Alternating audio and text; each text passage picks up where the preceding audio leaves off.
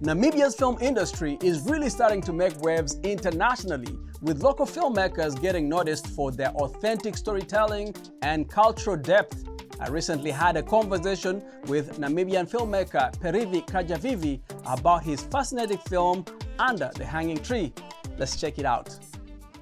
Well, the film started as, I think, a desire to sort of look back and to try and make sense of some of our histories in Namibia, and to look at a difficult period, the colonial period, when Namibia was ruled by Germany, and we were under sort of German colonial rule, and the subsequent Herero genocide, which occurred between 1904 and 1908. My father's, let me get this right, my father's grandmother's sister was in that war and was injured and was shot and raised my father. She was really my dad's key maternal That's the figure. Herero fighting against the German colonial... That's right, Yeah. that's right. So we grew up with those stories being passed down from her to my dad, to me and my siblings.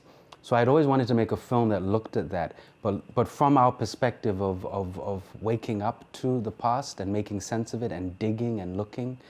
So I just felt very early on I had to have a police officer at the center of this story, because detectives like to dig and kind of investigate and look and dig up the past in this kind of way. So it felt appropriate.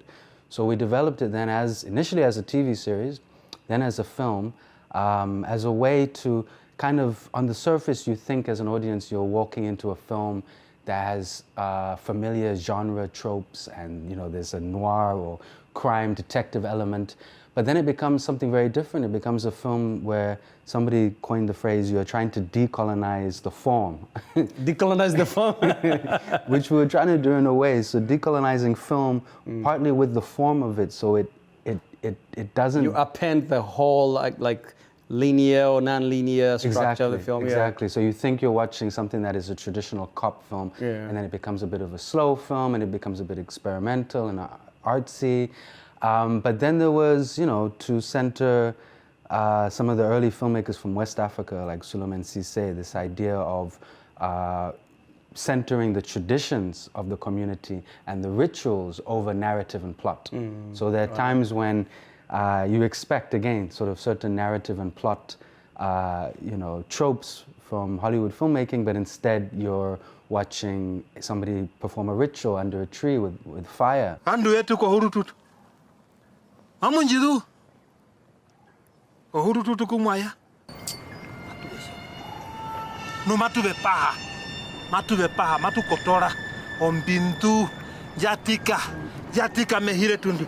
Namibian film or cinema is still emerging on the global stage.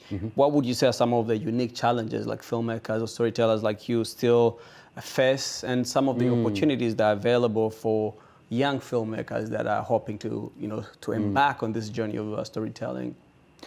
Yeah, I think I'll be boring and say that the same old challenges apply, like funding, access to audiences, access to equipment, even in a sense, the sort of technology and gear. But it's never been easier, I think. It's all relative, of course, but just I really do have to just have a perspective here and remember there was a time when there were no films, no filmmakers. Absolutely. Now, we've had a submission to the Oscars. We've had Namibians with making films that have been on Netflix and Amazon Prime and other big streamers and international platforms.